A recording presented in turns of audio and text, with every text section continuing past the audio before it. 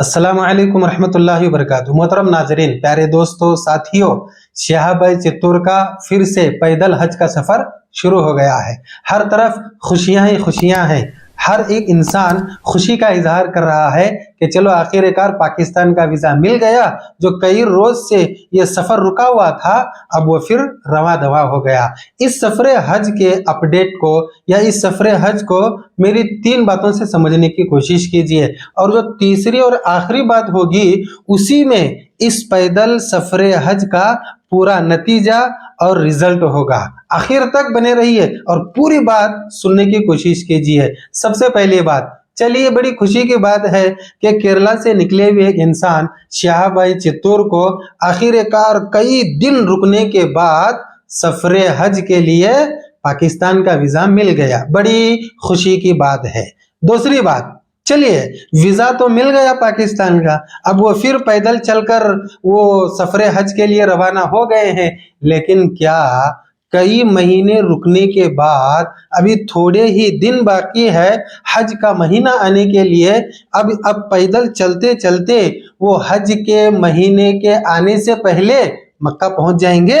ये बहुत बड़ा सवाल है। और अगर पहुंच जाएंगे तो अच्छी बात है, नहीं पहुंचेंगे और दरमियान में डर लग गया कि पहुंचते हैं या नहीं पहुंचते हैं, इस वजह से उन्होंने आधे रास्ते से सवारी का इंतजाम कर लिया, तो जितने दिन से वो चलते आ रहे थे ये सब बेकार हो जाएगा। बहुत बड़ा सवाल है कि क्या वो वक्त से पहले मक्का पहुंचेंगे या नहीं पहुंचेंगे। तीसरी बात और आखिरी बात वो ये है, घर से तो निकले हैं, वीजा भी मिल गया, जाकर हज भी करेंगे, लेकिन क्या इस तरीके से किया हुआ हज अल्लाह तबारक व तआला कबूल करेगा? ये इससे भी बड़ा सवाल है कि क्या वो हज के दिनों से पहले मक्का पहुंचेंगे। ये छोटा सवाल है, लेकिन इससे बड़ा सवाल ये है कि क्या उनका इस तरीके से किया हुआ हज अल्लाह कबूल करेगा। बहुत बड़ा सवाल है। इसके जवाब के तौर पर सुनिए, हज एक बहुत बड़ी इबादत है और इबादत के लिए हमें शरीयत और दीन के मुताबिक चलना चाहिए।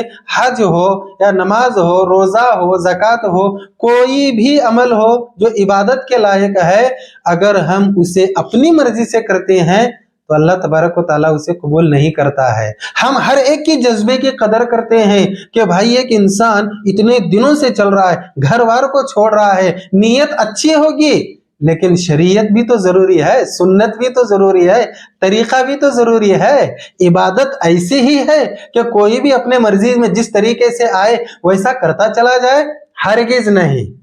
मैं 2 हदीसें आपको सुनाऊंगा, फिर उसके बाद फिर 2 हदीसें सुनाऊंगा। इन चारों हदीसों में आप समझने की कोशिश कीजिए कि जो अपनी मर्जी से इबादत का कोई तरीका इख्तियार करता है, क्या अल्लाह तबारक व तआला उस तरीके को कबूल करता है। पहली हदीस, एक मर्तबा अल्लाह के रसूल सल्लल्लाहु अलैहि वसल्लम बकरा ईद की नमाज पढ़ के मदीना में वापस आ रहे थे। रास्ते में घर लगा, देखते हैं कि उस घर के नाली में से खून बाहर आ रहा है। अल्लाह के रसूल ने पूछा, भाई ये खून किस तरीके का है? अंदर से एक सहाबी आए, कहने लगे, अल्लाह के रसूल, मैं जल्दी जल्दी में नमाज से पहले कुर्बानी कर लिया। मैंने ये सोचा कि मदीना के जितने भी गरीब मिस्किन लोग हैं उनके पेट में सबसे पहले मेरा गोश्त चले जाए। तो अल्लाह के रसूल सल्लल्लाहु अलैहि वसल्लम ने फरमाया, अच्छा, नीयत तो बहुत अच्छी थी, लेकिन तुम्हारी ये कुर्बानी बेकार हो गई। क्यों भाई, क्यों कुर्बानी बेकार हो गई? अल्लाह के रसूल सल्लल्लाहु अलैहि वसल्लम ने फरमाया कि मेरा तरीका यह है कि पहले नमाज पढ़ी जाए, बाद में कुर्बानी की जाए, और तुमने क्या किया है, पहले कुर्बानी की है, बाद में नमाज अदा की है, तुम्हारी कुर्बानी बेकार। देख रहे हैं आप, अल्लाह के रसूल सल्लल्लाहु अलैहि वसल्लम का तरीका कुर्बानी जैसी बड़ी इबादत में जरूरी है। एक और हदीस, हुज़ैफा बिन यमान रज़ियल्लाहु ताला ने एक मर्तबा इराक के एक जामे मस्जिद में नमाज पढ़ने गए। देखते हैं कि एक आदमी नमाज पढ़ रहा है, उसे गौर से देखते रहे, और जब उसकी नमाज पूरी हुई उसे बुलाया और बुलाकर पूछा कि साहब, ये नमाज तुम कितने दिन से पढ़ रहे हो, ऐसी ही नमाज? उस आदमी ने कहा, 40 साल से मैं ऐसी नमाज पढ़ रहा हूं। हजरत हुज़ैफा बिन यमान ने कहा, अल्लाह के बंदे सुन, अगर तू ऐसी ही नमाज 40 साल से पढ़ रहा है ना, तो सुन, اللہ نے تیری ایک بھی نماز قبول نہیں کی ہے، اور اگر اسی نماز پر تو مر جائے تو دین سے ہٹ کر تیری موت ہوگی۔ اللہ اکبر! کیوں ایسا؟ حذیفہ بن یمان نے کہا اس لیے کہ جس طریقے سے نبی کا طریقہ ہے اس طریقے سے تم نماز نہیں پڑھ رہے ہو۔ اب پھر دو حدیثیں سنیے حج کے بارے میں۔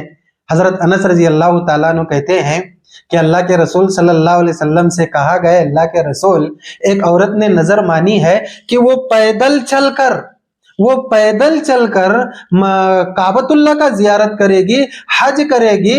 اللہ کے رسول صلی اللہ علیہ وسلم نے فرمایا کہ سنو، اس سے جا کر کہو اس کا پیدل چل کر جانا اللہ تبارک و تعالیٰ کو اس کی ضرورت نہیں ہے، اسے کہو سواری کا انتظام کرے اور حج کے لیے روانہ ہو جائے۔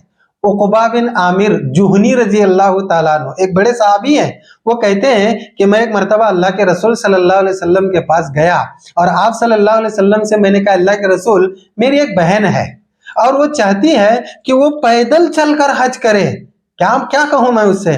آپ صلی اللہ علیہ وسلم نے فرمایا، تمہاری بہن سے کہو کہ اگر وہ پیدل چل کر حج کرنا چاہتی ہے، کعبۃ اللہ کا زیارت کرنا چاہتی ہے، تو اللہ تبارک و تعالیٰ اس پیدل چل کر حج کرنے کا ثواب اسے عطا نہیں کرے گا۔ اس سے کہو کہ تم سواری کا انتظام کرو۔ اللہ اکبر! یہ چاروں حدیثیں بتاتی ہے کہ اگر کوئی انسان کوئی بھی نیک عمل، عبادت، دین اور شریعت، طریقے، سنت سے ہٹ کر کرتا ہے، اللہ قبول نہیں کرتا۔ اور جہاں تک حج کی بات ہے، ظاہر سی بات ہے کئی لوگ خوش ہو رہے ہیں، ہر کسی کا اسی کی طرف خیال ہے، لیکن یہ سفر صحیح ہے یا غلط ہے یہ بھی تو دیکھنا چاہیے۔ آپ صلی اللہ علیہ وسلم نے اپنی زندگی میں دو عورتوں کو منع فرمایا کہ نہیں، تم جا سکتے ہو چلتے یا نہیں جا سکتے ہو یہ دوسری بات ہے، تمہیں چلتے ہوئے حج کرنا اور کعبۃ اللہ کی زیارت کرنا اس کی اجازت میں نہیں دے سکتا۔ اللہ سے دعا ہے کہ اللہ ہمیں ہر عمل سنت اور شریعت کے مطابق کرنے کی توفیق عطا فرمائے۔ السلام علیکم ورحمۃ اللہ وبرکاتہ۔